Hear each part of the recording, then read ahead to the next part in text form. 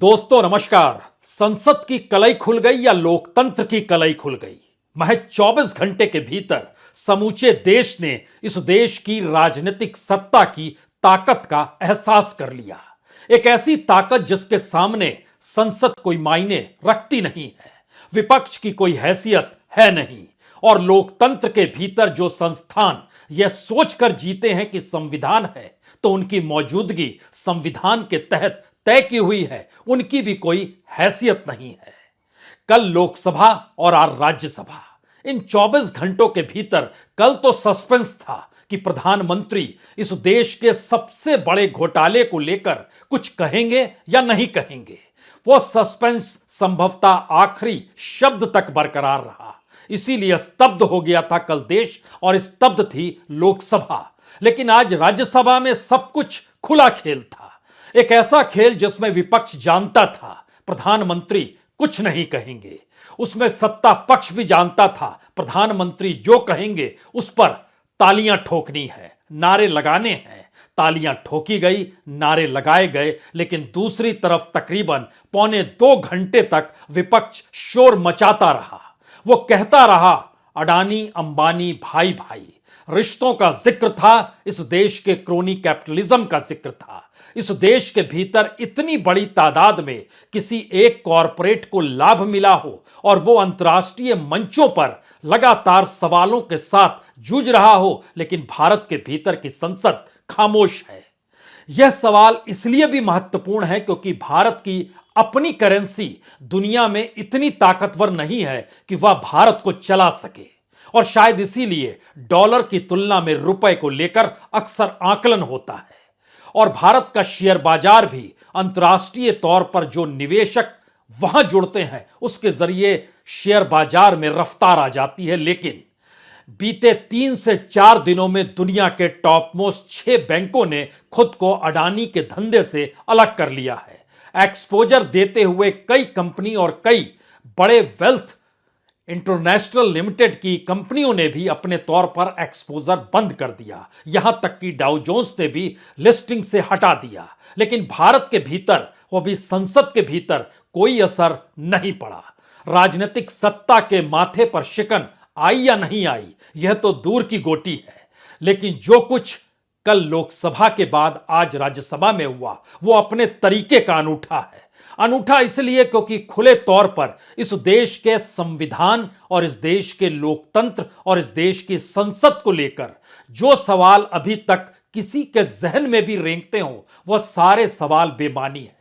इस दौर में इस देश के पब्लिक सेक्टर का क्या हुआ, इस देश के पब्लिक सेक्टर बैंकों का क्या हुआ, एलआईसी जैसी संस्था जहां पर लोगों का पैसा जमा है उसको लेकर कोई सवाल नहीं, आरबीआई को लेकर कोई सवाल नहीं, सेबी को लेकर कोई सवाल नहीं, और राजनीतिक सत्ता के पास लंबी चौड़ी फहरिस्त है अपनी उपलब्धियों को बताने की।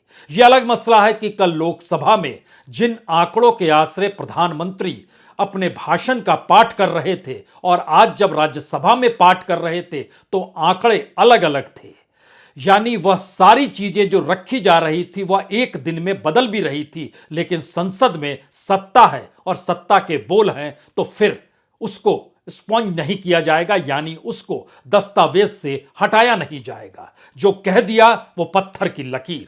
भारत के लोकतंत्र के भीतर की ऐसी स्थिति वह भी संसद के भीतर क्या कभी थी या नहीं थी, यह तो दूर का सवाल है। लेकिन असल सवाल यह है कि जिन सवालों के साए तले लगातार इस बात की चर्चा होती थी कि आखिर प्रधानमंत्री नरेंद्र मोदी ने संसद के सामने नतमस्तक होकर लोकतंत्र को जिंदा रखने की कसम 2014 में खाई और 2019 में संविधान के सामने नतमस्तक हुए, तो ऐसे में विपक्ष अक्सर रोड़े अटकाने के लिए लोकतंत्र खत्म हो रहा है इस नारे की दिशा में चला जाता है। तो पहली बार इस देश ने अपनी नंगी आंखों से देखा, परखा, समझा कि पार्लियामेंट का मतलब होता क्या है, और राजनीतिक सत्ता जिसके हाथ में और बहुमत के साथ हो तो उसका मतलब क्या होता है। चाहे स्पीकर का पद हो, चाहे देश के उपराष्ट्रपति के तौर पर वहां पर चेयरमैनशिप वह कर रहे हो, कोई मायने रखता नहीं है। और दूसरी तरफ लोकतंत्र का मतलब अगर चुने हुए सांसदों को लेकर और उसके बाद चुने गए प्रधानमंत्री को लेकर कोई सवाल हो तो सब कुछ सामूहिकता के बोध के साथ देखा जाता है। आज इस धारणा को भी खुले तौर पर खुद प्रधानमंत्री मोदी ने तोड़ दिया। यह कहकर तोड़ दिया, मैं अकेला, और सामने इतनी बड़ी भीड़ जो विपक्ष के तौर पर है। हमें लगता है इस अंदाज को पहले सुन लीजिए, फिर इस एहसास को जीवित करेंगे कि दरअसल ये पर्देदारी जो अडानी और मोदी को लेकर थी वह क्या खत्म हो गई। इस बात पर चर्चा उसके बाद होगी कि वाकई प्रधानमंत्री मोदी ने अपने भाषण से इस बात को खुले तौर पर जतला दिया, उन्हें कोई मतलब नहीं है सामने कौन क्या बोलता है, सिर्फ सत्ता रहनी चाहिए, वह भी बहुमत के साथ। और इस दौर में संविधान की परिस्थितियां कोई मायने नहीं रखती है, अगर सत्ता आपके पास है तो। लेकिन पहले सुनिए इस अंदाज को। देश देख रहा है, देश देख रहा है, एक अकेला कितनों को भारी पड़ रहा है, एक अकेला कितनों को भारी पड़ रहा है। अरे नारे बोलने के लिए भी, नारे बोलने के लिए भी उनको बदल करना पड़ता है। जो भी ये बोलता है घंटे भर से आवाज की जवाब देना। आदरणीय सभापति जी, एक कन्विक्शन के कारण चला हूं, देश के लिए जीता हूं, देश के लिए कुछ करने के लिए निकला हुआ हूं। और इसलिए ये राजनीतिक खेल खेलने वाले लोग, उनके अंदर वो हौसला नहीं है, वो ढूंढ रहे हैं, बचने का रास्ता खोज रहे हैं। यही वो ताकत है जिसके सामने संसद भी नतमस्तक हो चली है। शायद इसीलिए इस देश के भीतर में अब कोई सवाल इस देश के सरकारी उपक्रमों को लेकर कोई नहीं पूछ सकता है। आप नहीं पूछ सकते हैं कि आरबीआई या बोर्ड ऑफ डायरेक्टर्स जो बैंकों के होते हैं वह किस दिशा में इस देश की जनता का पैसा लगाते हैं। आप सवाल नहीं कर सकते हैं सेबी से कि शेयर बाजार में जो हो रहा है वो अगर ठीक नहीं है तो शिकायत कहां की जाए। आप कोई सवाल कर नहीं सकते हैं क्योंकि एक शख्स अकेले लड़ने निकला है, अपनी ताकत के साथ निकला। और जिस वक्त यह सब हो रहा है उस वक्त अंतर्राष्ट्रीय तौर पर क्या हो रहा है, हमें लगता है आज इसे पहले समझ लीजिए, तब आप समझ पाएंगे कि संसद के भीतर अगर इस देश से जुड़े हुए सवाल, वह भी आर्थिक नीतियों को लेकर या आर्थिक पॉलिसीज को लेकर, जवाब देने की स्थिति में प्रधानमंत्री ही ना आए, ये जानते समझते हुए कि देश उनसे सुनना चाहता है, बावजूद इसके वह अगर अपनी उपलब्धियों का खांचा रख रहे हैं तो उसी वक्त दुनिया में क्या हो रहा है। दुनिया में मॉर्गन स्टैनली इंटरनेशनल, जिसको MSCI कहते हैं, उसने अडानी समूह के फ्री फ्लोर की समीक्षा करने का ऐलान कर दिया। उसने कहा इससे पहले तो जो कुछ होता था, कर्ज समय से पहले चुकता की घोषणा, निवेशकों में भरोसा लौटाने का जिक्र अडानी समूह ने यह सोचकर किया कि अब उन पर कोई रोक टोक नहीं लगेगी, क्योंकि एक के बाद एक आधे दर्जन बैंक अंतर्राष्ट्रीय तौर पर कह चुके थे वह बॉन्ड नहीं खरीदेंगे। और जब इन बातों का जिक्र पार्लियामेंट में नहीं हो रहा था, अंतर्राष्ट्रीय तौर पर MSCI ने यानी मॉर्गन स्टैनली इंटरनेशनल ने कहा कि दरअसल अडानी ग्रुप की जो सिक्योरिटीज यानी बॉन्ड और शेयर हैं, उसके कुछ निवेशक को अब फ्री फ्लोट के रूप में नामित नहीं किया जाएगा और बाकायदा उसकी समीक्षा की जाएगी, यानी पहला झटका। दूसरी तरफ सवाल आया कि आज ही यह मामला सुप्रीम कोर्ट में गया और सुप्रीम कोर्ट ने बिना देर किए खुले तौर पर कह दिया, हां हम कल सुनवाई करेंगे, क्योंकि जो अर्जी दाखिल की गई है एक एडवोकेट विशाल तिवारी के जरिए, उसमें कहा गया है कि सुप्रीम कोर्ट के रिटायर्ड जज की निगरानी में एक समिति गठित करने की मांग की गई है। यहां पर एक सवाल आपके जहन में तुरंत आना चाहिए कि जब देश के प्रधानमंत्री अडानी शब्द से भाग रहे हैं और उनके सामने समूचा विपक्ष सिर्फ अडानी शब्द का ही इस्तेमाल कर रहा है, तो ऐसे वक्त में सुप्रीम कोर्ट के भीतर कोई अर्जी चली जाए और उस अर्जी पर सुनवाई के लिए सुप्रीम कोर्ट तैयार भी हो जाए कि हम कल सुनवाई करेंगे, और उस अर्जी में इस बात की मांग हो कि एक रिटायर्ड जज के जरिए निगरानी करते हुए एक समिति गठित की जाए, तो हमें लगता है बहुत सारे मामले हर के जहन में आ रहे होंगे कि मामला सुप्रीम कोर्ट में जाने का मतलब राष्ट्रीय सुरक्षा से कहीं जुड़ तो नहीं जाएगा। कहीं यह सवाल तो नहीं आएगा कि जब तक सुनवाई चल रही है कोई बहस इस पर नहीं होनी चाहिए, कोई चर्चा नहीं होनी चाहिए, सोशल मीडिया में कोई मुद्दा नहीं उठना चाहिए, जैसे पेगासस में हुआ था। या फिर जैसे राफेल को लेकर हुआ था, राष्ट्रीय सुरक्षा के इर्द गिर्द सुप्रीम कोर्ट का ताना बाना और अटॉर्नी जनरल का कहना क्या इस प्रक्रिया की एक शुरुआत है?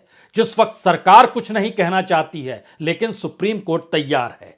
अब यहां पर दूसरा सवाल है कि दुनिया भर के भीतर, चाहे वो बार्क्लेज पीएलसी बैंक हो, चाहे स्टैंडर्ड चार्टेड पीएलसी हो, चाहे डाउचे बैंक हो, तो ध्यान दीजिए, जिस वक्त अडानी सीमेंट खरीद रहे थे, कंपनी खरीद रहे थे, उस वक्त उन्होंने होलसिम लिमिटेड की जो सीमेंट एसेट्स को खरीदा था, तो उन्होंने लगभग 4.5-5 अरब के लगभग डॉलर का कर्ज लिया था। अब उसको उनको लौटाना भी है और इसके लिए वो लौटाने की प्रक्रिया में भी आए हैं कि निवेशक कहीं इस दौर में उनकी घेराबंदी ना करें और शेयर बाजार में जो उनका ढहढहाना लगातार जारी है, कल तो उठ गया था लेकिन आज फिर वो ढहढहा के गिर गया। इंटरप्राइजेज लगभग 11% से ज्यादा गिर गया। ट्रांसमिशन हो, पावर हो, वह भी 5% से ज्यादा गिर गया। सवाल ये नहीं है, सवाल पहली बार यह खड़ा हो गया है कि इस देश के भीतर अगर जो फाइनेंशियल इंस्टीट्यूशंस हैं, अगर उनके साथ भी खिलवाड़ हो रहा है और सरकार आंख बंद इसलिए कर लेती है कि उनके कोई करीबी है, तो फिर फाइनेंशियल इंस्टीट्यूशन की स्थिति क्या होगी? कल तक एलआईसी ब्रोकर्स को लगभग 16 करोड़ हर दिन का काम तक देती थी, कमोवेश ये औसत है। आज की तारीख में वो घटकर 3 करोड़ आ गया है। तो पूरे ब्रोकर्स की स्थिति, पूरे शेयर होल्डर्स की स्थिति, यानी पूरे के पूरे शेयर बाजार के भीतर इस वक्त क्या काम हो रहा है और वो काम किस दिशा में जाएगा, यह अपने आप में एक बड़े सस्पेंस की तरफ नहीं बचा है, क्योंकि सरकार कुछ कहती नहीं है और उसने खुले तौर पर ऐलान कर दिया है कि हमने इस देश को लेकर विकास की जो बड़ी मोटी लकीर खींची है, वो दरअसल इतनी साफ दिखाई देती है कि सामने वाला उसे देख नहीं पाता है। चाहे वह इस देश के भीतर डिजिटल इंडिया का जिक्र हो, चाहे गैस के सिलेंडर का जिक्र हो, चाहे इस देश के भीतर में डायरेक्ट बैंक ट्रांसफर का जिक्र हो, चाहे इस देश की चकाचौंध में समूची दुनिया भारत को बाजार के तौर पर ही क्यों ना मान रही हो, लेकिन परिस्थिति इस वक्त मोदी सत्ता की गूंजती हुई तूती है, जिसको आपको सुनना होगा, क्योंकि एक अकेला शख्स इस दौर में लड़ने निकल पड़ा है इस देश के लिए। यानी इस देश के भीतर में चाहे वो चुने गए सांसद हो या फिर हारे हुए नेताओं की फेरिस्त हो, हर कोई भ्रष्ट है, हर ईडी के दायरे में खड़ा है, हर सीबीआई के नेट में आएगा, हर के ऊपर आईटी की दबिश कभी भी हो सकती है। और यही वो परिस्थितियां हैं जो क्या विपक्ष को नैतिक बल दे नहीं पा रही है। यानी भारत के सिस्टम के भीतर का करप्शन जो था, वही करप्शन मौजूदा करप्शन को बनाए रखने के लिए एक हथियार के तौर पर काम कर रहा है। अब इस देश का क्या होगा? एक शख्स लड़ रहा है, दूसरे शख्स नारे लगा रहे हैं। आप काम करने वाले शख्स को ही चुनेंगे ना, तो आप उसे ही चुनिए और उसके बाद एक एक करके कदम आगे बढ़ाने की शुरुआत कीजिए। क्योंकि फ्रांस की टोटल एनर्जी ने अडानी ग्रुप के साथ जो हाइड्रोजन परिदृश्य का जो काम किया था, उसके साथ जो अपने आप को जोड़ा था, उसको फिलहाल होल्ड पे रख दिया है। यानी हाइड्रोजन को लेकर जिस ग्रीन एनर्जी के मार्फत बात हो रही थी, उसको उन्होंने होल्ड कर दिया है। इस दौर में अडानी के शेयर से कहीं आगे का सवाल यह है कि दुनिया के बाजार में अगर भारत के शेयर बाजार को लेकर एक सवाल यह है कि यहां पर गड़बड़ी होती है और वो गड़बड़ी सत्ता से जुड़ी हुई है और सत्ता खुले तौर पर उस पर बिना जिक्र किए अगर ये बताने की दिशा में निकल पड़ी है कि अगर होती है तो हम करते हैं और हमारे साथ जो है उसको लाभ मिलेगा। यह मैसेज राष्ट्रीय और अंतर्राष्ट्रीय तौर पर बहुत साफ तरीके से 2-3 बातों का जिक्र कर ही देता है। पहली बात, भारत के भीतर हमारे जो प्रिय कॉरपोरेट हैं, उनके साथ ही धंधा करने की स्थिति में दुनिया की कोई भी कंपनी आकर खड़ी हो सकती है, उनको राहत, रियायत और रेड कारपेट दिखाई देगी। और भारत के भीतर जो साथ में नहीं खड़ा है, उनके लिए मुश्किल होगी। तो अंतर्राष्ट्रीय तौर पर जो भारत को एक बाजार के तौर पर देखते हैं, उनके लिए एक संदेश है कि आपको उनके साथ खड़े होना होगा जो इस दौर में इस देश की सत्ता के साथ खड़े हैं। तो क्या इस दौर में कानून कोई मायने नहीं रखता है? इस दौर में सुप्रीम कोर्ट में मामला तो गया है, लेकिन कोई जांच मायने नहीं कर रख रही है, क्योंकि जो रेगुलेट एजेंसियां हैं वो अपने तौर पर, चाहे आरबीआई का नाम लीजिए या फिर सेबी का नाम लीजिए, उनकी भी मान्यता या उनके भीतर की खामोशी ही दरअसल एक ऐसी परिस्थिति की दिशा में भारत को ले जाकर खड़ा कर रही है जहां पर आप कुछ ऐसा कर नहीं सकते हैं जिसकी आवाज पार्लियामेंट से बड़ी हो। उससे बड़ी आवाज किसकी होगी?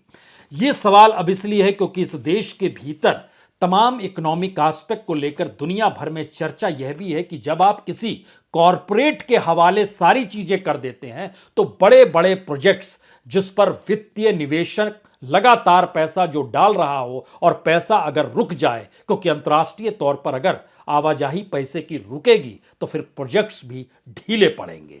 उस फहरिस्त में सवाल सिर्फ अडानी से जुड़े प्रोजेक्ट भर का नहीं है।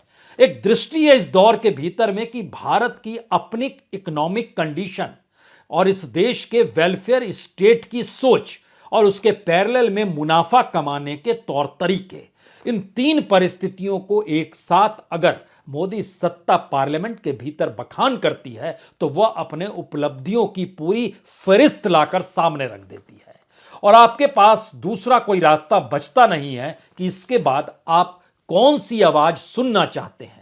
पार्लियामेंट के भीतर आज जब समूचा विपक्ष अडानी और मोदी को भाई भाई कहते हुए नारे लगा रहा था, कैमरा एक बार भी उस दिशा में नहीं गया। यह एक मैसेज है कि किसे दिखाना है, किसी को सुनाना है और कौन सी आवाज दुनिया के सामने जाए, यह भी तय हम ही करेंगे। यानी पार्लियामेंट की लाइव स्थिति को भी एक डायरेक्शन में ले जाकर खड़े कर देना, यह मैसेज है कि बाकी का मेन स्ट्रीम मीडिया इसके बाद जिन मुद्दों को उठाएगा और जिस तरीके और जिस सलीके से उठाएगा वह सिर्फ और सिर्फ सत्ता के अनुकूल एक ऐसा राग होगा जो आपको बतलाएगा कि जो कहा गया वह ठीक है, जो हो रहा है वह बिल्कुल सही है और जो आवाजें आ रही हैं दरअसल उसका कोई मतलब ही नहीं है, क्योंकि भारत एक जीवंत लोकतंत्र के तौर पर है और पार्लियामेंट उसकी ग्राउंड जीरो के तौर पर है। तो क्या एक ऐसी स्थिति में आकर प्रधानमंत्री मोदी ने अपनी ही उन परिस्थितियों को खोल दिया जिसको लेकर कल तक चर्चा भर होती थी और यह कहा जाता था कि नहीं नहीं ऐसा नहीं है, ना खाऊंगा ना खाने दूंगा का नारा तो प्रधानमंत्री ने लाल किले के प्राचीर से लगाया था। फिर यह कैसे संभव है कि अडानी खाते चले जा रहे हैं? जी नहीं, ऐसा संभव नहीं है। या फिर इस देश के भीतर में हर उस परियोजना जिसको लेकर लगातार करप्शन का सवाल उठता है, जिसको लेकर ब्लैक मनी का सवाल उठता है, वो सब मायने नहीं रखती है, क्योंकि सत्ता ने कहा हमने इस देश के भीतर की सारी शेल कंपनियों को बंद कर दिया है जो 2 नंबर का धंधा करती थी या 2 नंबर के धंधे के आसरे मुनाफा कमाती थी। बाकायदा सरकार ने एक डाटा भी रख दिया। अब सवाल यह है कि जो डाटा निकल कर आता है वही डाटा सरकार के लिए सारी परिस्थितियों को नए तरीके से क्या परिभाषित करता है? यह सवाल अब इसलिए बड़ा हो चला है क्योंकि मौजूदा वक्त में हमें लगता है कि एक रिपोर्ट का जिक्र आज जरूर होना चाहिए। यह दरअसल आईएमएफ की रिपोर्ट है वर्ल्ड इकोनॉमिक आउटलुक को लेकर।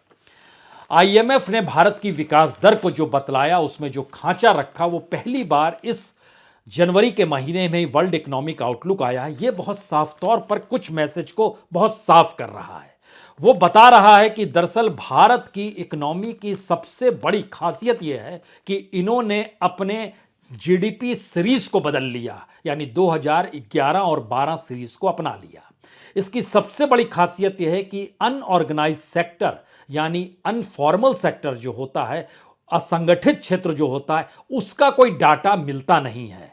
और इस दौर में भारत के भीतर जब कोविड, जीएसटी, लॉकडाउन, नोटबंदी, ये सारी परिस्थितियां थी, तो उसकी सबसे ज्यादा मार जो पड़ी वह जिन क्षेत्रों में पड़ी उसका कोई डाटा मौजूद नहीं है। और इस आईएमएफ ने जब इस बात को लेकर भारत की जो फास्टेस्ट ग्रोइंग इकोनॉमी को अपनाया तो उसके पैरेलल में उन्होंने एक डाटा रखा है। इस डाटा को जानने की जरूरत इसलिए है क्योंकि यह डाटा खुले तौर पर बतलाता है 2019 से 22 तक भारत का जो ग्रोथ रेट है वो 3.2 है। भारत से ज्यादा ग्रोथ रेट 4.9 चाइना का है। भारत से ज्यादा ग्रोथ रेट पाकिस्तान का लिख रहा है 3.5 है। भारत से ज्यादा ग्रोथ रेट 6.4 बांग्लादेश का लिख रहा है। भारत से ज्यादा वियतनाम का लिख रहा है 4.9। और इस पूरी प्रक्रिया के भीतर अगर 2014 से 2022 के बीच में आते हैं तो भारत का ग्रोथ रेट 5.5 एवरेज है और भारत से ज्यादा चाइना का ग्रोथ रेट 6.1 है। यानी जिस चाइना को लेकर अमेरिका घेराबंदी कर रहा है, उसके मद्देनजर भारत का ग्रोथ रेट चाइना से कम है, यह बात छुप गई। बांग्लादेश 6.6 है, यह भी बात छुप गई, जो 2014 से 2022 तक के बीच में। इसमें एक जिक्र और किया गया है, जो आउटपुट लॉस होता है जीडीपी को लेकर, वह 2019 से 2022 के बीच में भारत का मैक्सिमम है -18.2, यानी चाइना का भी -8.3 है, और दुनिया में उसके भारत के बाद मलेशिया है -13.0, फिर इंडोनेशिया है -8.4। इस दृष्टि से देखिए तो भारत अपने इर्द गिर्द पड़ोसी अमेरिका, यूरोप, इन सब की तुलना में उसमें भी काफी नीचे है। इसीलिए इस आउटलुक में जो वर्ल्ड इकोनॉमिक आउटलेट को लेकर जो सामने रिपोर्ट आई, उसने कुछ बातों का खुले तौर पर जिक्र किया कि चीन और वियतनाम बेहतर स्थिति में है। भारत पड़ोसियों की तुलना में ओवरऑल भारत की अपने स्ट्रेंथ, जो उसकी पॉपुलेशन है, उसके मद्देनजर देखेंगे तो भारत की स्थिति कहीं ज्यादा नाजुक है। और जो बुरी हालत इस दौर में बांग्लादेश, पाकिस्तान, इन सब की नजर आ रही है, अगर ये भारत के स्टेट्स के भीतर देखेंगे तो और बुरी स्थिति में चीजें सामने उभर कर आएगी। अब आखिर का जो सबसे महत्वपूर्ण सवाल है, ये सारे डाटा को थोड़ी देर के लिए छोड़ दीजिए और रिस्पॉन्सिबल हो जाइए कि हमने एक सत्ता चुनी जिसका काम था इस देश के भीतर की गवर्नेंस को संभालना और इकोनॉमिक कंडीशन कॉम्पिटिटिवली अच्छी करना। इकोनॉमिक कंडीशन जो बताई गई वो पांचवी बड़ी अर्थव्यवस्था के मत्थे मढ़ दी गई, लेकिन भारत में प्रति व्यक्ति आय कम होना, इस दौर में लोगों के सामने जो मुश्किल आई, उन सब से हटकर पार्लियामेंट के भीतर जब चीजों को परोसा गया तो उपलब्धियों का पूरा खाका रखा गया। और जो उपलब्धियां बताई जा रही हैं, वो उपलब्धियां अगर भारत के लोगों को नहीं मिल रही है और उसकी बड़ी वजह कॉरपोरेट है, तो उस कॉरपोरेट और सत्ता के बीच का जो गठबंधन है, उसी को लेकर पहली बार मोदी काल में यह आवाज उठी कि आपको या तो जांच करानी चाहिए या बताना चाहिए। लेकिन सरकार ने सोचा ना जांच कराएंगे ना बताएंगे, रास्ता दूसरा खोजा जाए। हो सकता है यह रास्ता सुप्रीम कोर्ट के जरिए निकल जाए, जहां पर इस देश में खामोशी बरती जाए और एक वक्त के बाद यह देश सब कुछ भूल जाता है, क्योंकि एक नया मसला उसके बाद खड़ा कर दिया जाता है और वो ताकत सत्ता के पास है। तो सत्ता की ताकत का एहसास पार्लियामेंट ने पहली बार खुले तौर पर किया और मुद्दों के आश्रय किया, जो इस देश के भीतर में जो करप्शन, भ्रष्टाचार, स्कैम, जो भी होता है आपके जहन में जो शब्द आता है, उसको लेकर चुप्पी नहीं थामना, बल्कि खुले तौर पर सीना ठोकते हुए कहना, हम जो कह रहे हैं वही देश है। ऐसी परिस्थिति संसद में पहली बार खुले तौर पर सबने देखी है। आगे की परिस्थितियां कैसी होगी हम आप सिर्फ सोच सकते हैं। बहुत बहुत शुक्रिया, बहुत बहुत शुक्रिया।